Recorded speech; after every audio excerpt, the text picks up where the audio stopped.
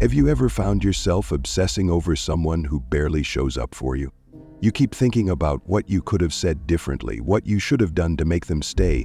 Maybe you've been stuck replaying every moment with your avoidant ex, trying to decode their mixed signals, wondering if you were too much or not enough. If that sounds like you, I want you to know something. You're not crazy. You're just trying to make sense of emotional inconsistency. And that loop you're caught in? It's not love. It's an attachment wound playing itself out. But here's where it gets interesting. Everything shifts the moment you stop caring the way you used to. I'm not talking about shutting down your heart or pretending you never felt anything. I'm talking about the deep internal shift that happens when you finally stop giving your emotional energy to someone who couldn't meet you in the middle. What actually happens when you let go of trying to fix, prove, or chase someone who keeps you at arm's length, even after the breakup. I'm Jim Rohn, and in today's video we're diving deep into what really happens when you stop centering your avoidant ex and start choosing yourself again. This isn't about playing cold, it's about reclaiming your emotional clarity and self-respect. And once that shift happens, not only do you feel more grounded, you start seeing the dynamic for what it truly was. If you're ready to break free from the overthinking spiral, to stop wondering how they feel and start reconnecting with yourself, hit that subscribe button and turn on the notifications. This channel is where we get honest about love, detachment, and emotional healing. Stick around, because what happens next might surprise you. This is a turning point, because for so long you may have been stuck in a cycle with your avoidant ex without even realizing it. You've been spinning in confusion, thinking, what did I do wrong? Because every time they pulled away, it felt like your fault. Maybe you didn't have the words for it, but deep down, you knew something didn't feel right. And even though a part of you sensed the pattern, it was hard to break free from it while you were still emotionally invested. But once you stop caring the way you used to, once you stop chasing their validation or hoping they'll finally change, you begin to see the dynamic for what it really is. You stop blaming yourself, and you start noticing how this whole pattern was never about you not being enough. It was about how they were never emotionally available in the first place. And that's when something powerful happens. Your nervous system, which may have been stuck in a constant fight or flight response, overthinking, feeling anxious, waiting for the next emotional withdrawal, starts to settle. You begin to feel what calm actually feels like again. Because for a long time, you've been living in a state of emotional survival, thinking it was normal to feel on edge all the time. But it's not. That tension, that anxiety, that wasn't your natural state. That was your body responding to emotional instability. And now that you're stepping out of that loop, your system finally has room to regulate, to breathe, to come back to itself. And with that shift, something else starts to change. The emotional power dynamic. For too long, they've held all the power. Because when you're in a relationship with an avoidant, that imbalance is baked into the dynamic. They've controlled the distance, they've determined the pace, and subtly, maybe even manipulatively, they've made you feel like you're the one doing too much, like your emotions, your needs, your desire for connection were the problem. And over time, you began to believe it. Not all at once, but slowly, through repeated patterns and mixed messages, they wore you down. They never had to say it directly. Their behavior said it for them. But now, you're no longer buying into that. Now you're seeing it for what it is, a strategy that only works when someone doesn't know their worth. But you're starting to remember yours. You're no longer reacting from insecurity. You're responding from clarity. And that, more than anything, changes everything. And the wild part is, most of the time, you didn't even notice it happening. You can't really pinpoint the exact moment things shifted because it happened gradually, like slow erosion. That's how emotional power dynamics often work in avoidant relationships. Little by little, your focus shifts from connection to survival. You don't realize how much of yourself you're giving away to keep something from falling apart. And because it's happening subtly, over time they begin to feel like they hold the power, like they control when and how this relationship moves forward. But something major happens when you stop caring the way you once did. When you finally stop chasing, stop trying to prove your worth, stop showing up for someone who took your emotional effort for granted, the power quietly shifts back to you, and you can feel it. You start to feel like yourself again, like the version of you who doesn't need to work for love, who remembers what it feels like to be respected, chosen, and calm. That's no small thing. For so long, you were the one holding everything together. You kept trying, not because you were weak, but because you cared deeply. You did what anyone would do when they love someone. They try. But avoidant partners don't always interpret that effort as love. They often see it as proof that they can withdraw without consequence, that they don't have to do the work. Until suddenly, they feel the shift. Your absence, your silence, your refusal to keep participating in a dynamic that left you depleted. That's when their regret starts to creep in. Because for the first time they realize the story they've been telling themselves, that you'd always be there no matter how little they gave, is no longer true. That illusion starts to crack, and underneath it, they're left with the truth that they may have pushed too far, stayed distant too long, and never actually did anything to earn their place in your life. Now they're faced with something avoidants hate the most: consequences. Not in the form of punishment, but in the form of reality. They're no longer in control, and for once they have to sit in the discomfort of their own avoidance and recognize it might have cost them someone who truly showed up. And here's what most people don't realize. Just because your avoidant ex acts like they're fine doesn't mean they actually are. They may put on a confident front, pretend nothing touched them, or even say things that make you doubt your impact. But that performance? It's a shield. It's the avoidance strategy playing out in real time. Appear detached, stay in control, and never let anyone see what's really going on underneath.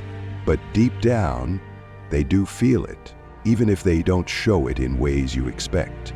Because someone like you, someone who showed up consistently, gave love freely, and offered emotional depth, isn't easy to replace. And they know that. On some level, they've always known. But their own unresolved patterns, the ones rooted in early emotional neglect or unpredictable caregiving, keep sabotaging any chance of real connection. And the sad truth is, even though they may be aware something's off within themselves, they often don't take steps to face it. Why? Because this distance they cling to, it's what feels safe to them. Letting someone truly in feels risky, overwhelming, even threatening, so they don't try. Or they wait too long, and eventually their regret arrives, but by then it might be too late. Because while they've been avoiding, you've been evolving. The real shift, the one that matters most, is that you start remembering who you are. You begin rebuilding the boundaries that were slowly eroded in the relationship. You stop being defined by someone else's approval and start reconnecting to your own emotional identity. That's powerful. And for a lot of people who've been caught in an avoidant loop, this is the first time they've come home to themselves in a long time. Yes, it's scary at first. You've likely given so much of yourself away that you forgot what it feels like to just belong to you. But now, you're no longer tied to someone else's emotional unpredictability. You're reclaiming your space, you're healing your nervous system, and most importantly, you're learning that your worth never depended on being chosen by someone who couldn't even choose themselves. At the end of the day, the most important relationship you'll ever have is the one you have with yourself. And part of healing from an avoidant dynamic is realizing just how far you drifted from that. Somewhere along the way, without even noticing it, you started letting their behavior rewrite your sense of self. You stopped asking what you needed and started bending, adjusting, softening parts of yourself. just to keep the connection alive. But this is your moment to take all of that back. This is your reset. You get to ask yourself now, outside of their influence, who am I when I'm not trying to earn someone's love? What do I value? What am I no longer willing to tolerate? That clarity matters. Because your boundaries aren't just rules, they're reflections of your worth. And when you rebuild those boundaries, you don't do it from fear or bitterness. You do it from wisdom. You know now what it costs to give too much to someone who gives too little. And you also know how tempting it is to hope that your love will be enough to make someone change. But the truth is, they weren't ready. Not emotionally, not relationally. And in some ways, they took advantage of your effort. They saw how much you'd stretch yourself, and instead of meeting you there, they stayed right where they were. That's on them, not you. And now you're free to choose differently. Yes, a part of you may still care about them. That's okay. You're not cold, you're human. But choosing not to give your energy to someone who can't meet you isn't heartless. It's healthy. It's how you stop betraying yourself for the illusion of connection. From here, the focus isn't on fixing them. It's on reclaiming you. Because that's where your power always was. And the more you stay committed to your healing, the more you attract the kind of love that never asks you to abandon yourself to be loved. As we close this chapter together, I want to leave you with something powerful. Something I hope stays with you long after this video ends. Letting go of someone who couldn't meet you emotionally isn't a failure. It's a return. A return to your center, your clarity, and your self-respect. You didn't lose them. You found you. Everything we've talked about, detaching from an avoidant ex, breaking the cycle, learning to regulate your nervous system again, rebuilding your boundaries. These aren't just coping strategies. They're acts of deep healing. They're steps toward becoming someone who no longer chases connection but chooses it. Someone who no longer settles for emotional breadcrumbs because you finally understand that you were never asking for too much. You were just asking the wrong person. You see, when you're caught in a relationship with someone avoidant, the most damaging thing isn't the silence or the inconsistency. It's the way you slowly start disconnecting from yourself. The way you begin to question your instincts, shrink your needs, and bend your identity to stay close to someone who's afraid of closeness. That kind of dynamic can take a serious toll on your confidence, your peace, and your belief in what's possible. But if you're here, listening, reflecting, choosing differently, it means something in you is waking up. You're not here to be half-loved. You're not here to constantly prove your worth. You're here to build something real, something mutual, something safe. So let's honor how far you've come. You may still be healing. You may still feel raw in places. That's okay. Healing isn't linear, and it doesn't mean you stop caring overnight. It means you stop overgiving. It means you stop abandoning yourself in hopes that someone else might finally see your value. It means you build your life, your wholeness, whether they ever come around or not. The truth is, some people won't change. Not because you didn't matter, but because facing their own emotional blocks is too overwhelming. And it's not your job to drag them through their healing. Your job is to protect your peace, to stand firm in your worth, and to create space for a love that wants to grow with you, not one that leaves you guessing.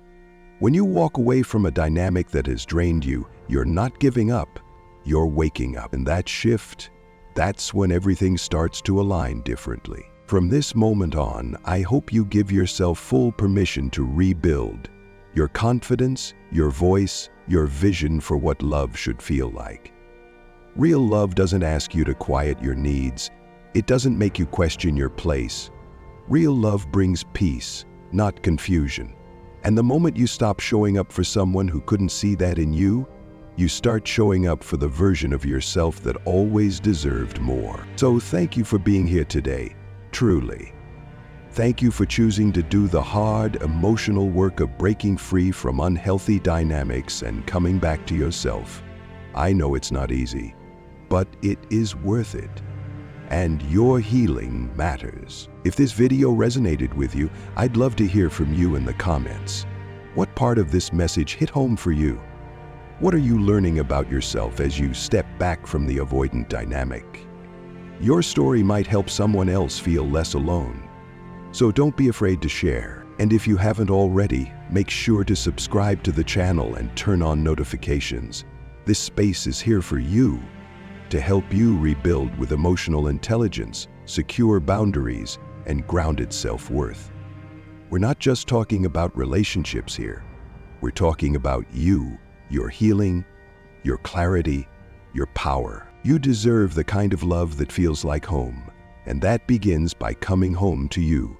Until next time, take care of your heart and keep walking forward. You've got this.